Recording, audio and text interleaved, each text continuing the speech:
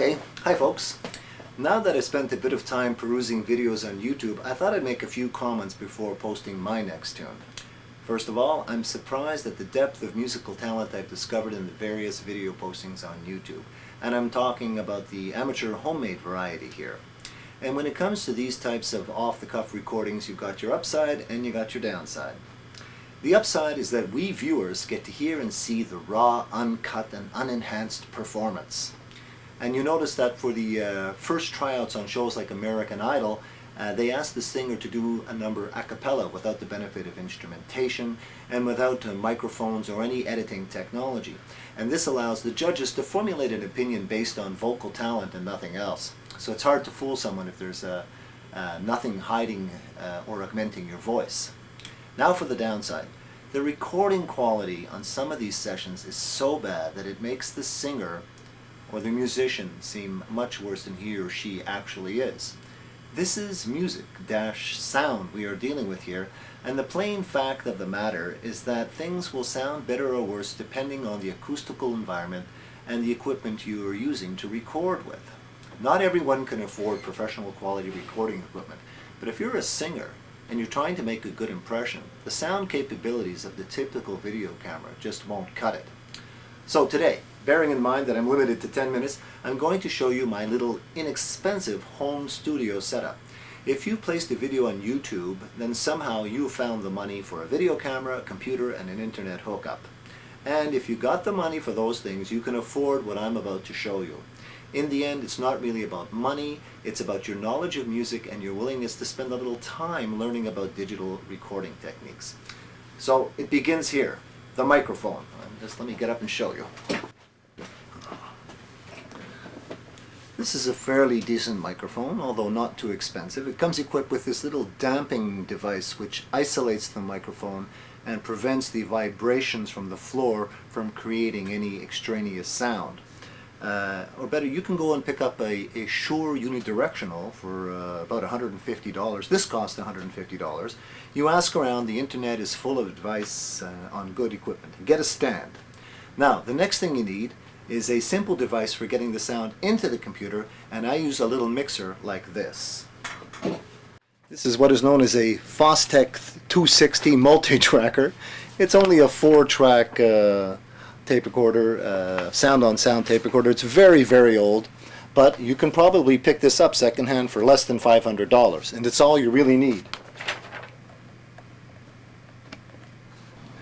Next, you hook up your mixer to your computer, and I have an old iMac which is equipped with audio inputs and outputs, so connecting is really quite simple.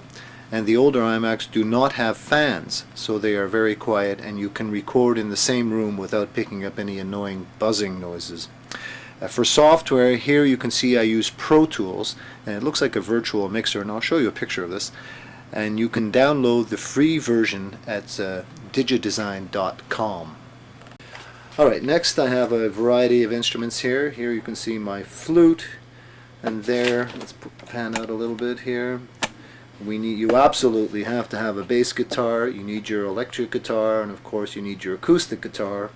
And most important of all, you've got your keyboard here, which is most important of all because that's where all of your other sounds come from. Your drum tracks, saxophones, violins, whatever. Your MIDI files are created on the keyboard. So if you can play a few instruments, the quality of your video, the quality of your recording is going to be a hell of a lot better. However, if you can't, then you're going to have to be satisfied with the standard karaoke machine.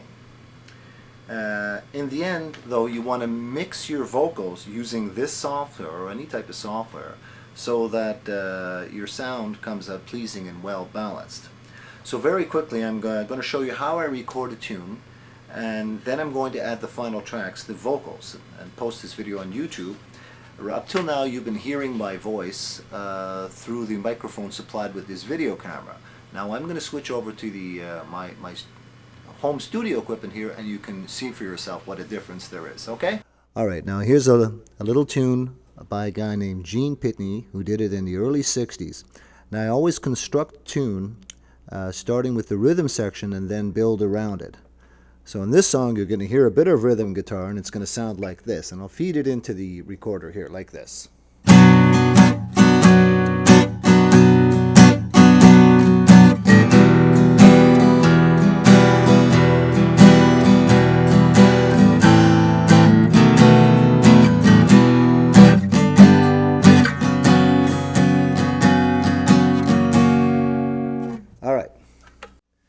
Okay, you're also going to hear a little bit of piano, and it'll sound a bit like this.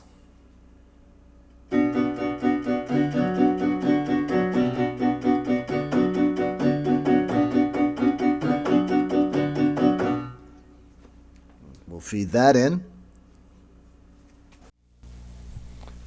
Okay, so now we've got the drums, the rhythms, the oohs and ahs in the background. We've got the lead guitar and saxophones all done. Now I'm going to add the vocal track. And as you can hear, I put a little bit of reverb and a little bit of compression so that the vocals sound a little bit more balanced and a little bit more pleasing to the ear. All right, so here we go.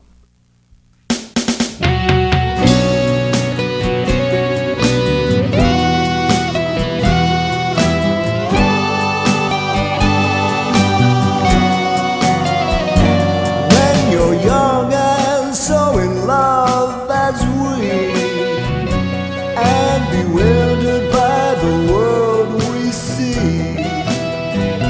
Why do people hurt us so? Only those in love would know what a town without pity can do. If we stop to gaze upon a star, people talk about how bad we are. Ours is not an easy age. We're like tigers in a cage. What a town without pity can do. The young have problems, many problems. We need an understanding heart.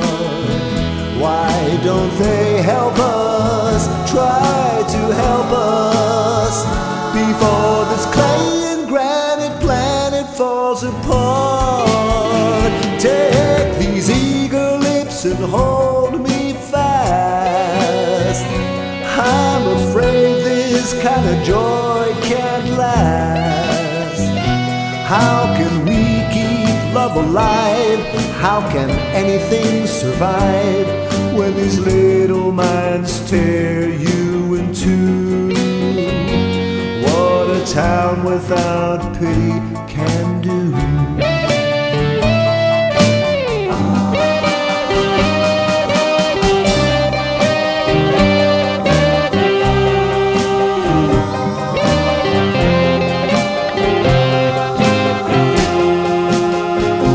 How can we keep love alive? How can anything survive when these little minds tear you in two? What a town without pity can do. Well, it isn't very pretty what a town without pity can do.